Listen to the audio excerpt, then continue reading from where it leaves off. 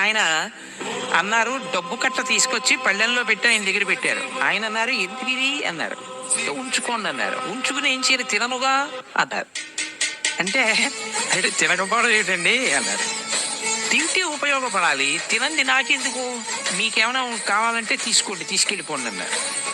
అని మరి ఏం తీసుకుంటారు అంటే, అదిగో ఆయన ఎవరో 2 పళ్ళు తెచ్చాడు. ఆ పళ్ళు అంటే ఏ మధ్యాహ్నం ఎప్పుడో తింటారు, ఆ పళ్ళు చాలు, నాకెందుకు ఈ డబ్బు అన్నారు.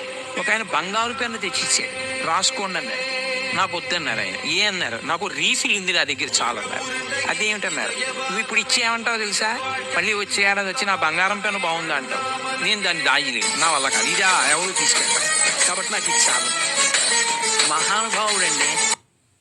ఒక ఆయన అన్నారు, డబ్బు కట్ట తీసుకొచ్చి పళ్ళెంలో పెట్టి ఆయన దగ్గర పెట్టారు. ఆయన అన్నారు, ఎందుకు ఇది అన్నారు. ఉంచుకోండి అన్నారు. ఉంచుకుని ఏం చేయాలి, తిననుగా అన్నారు.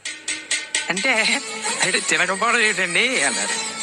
తింటే ఉపయోగపడాలి, తినంది నాకెందుకు, మీకేమైనా కావాలంటే తీసుకోండి, తీసుకెళ్ళిపోండి అన్నారు.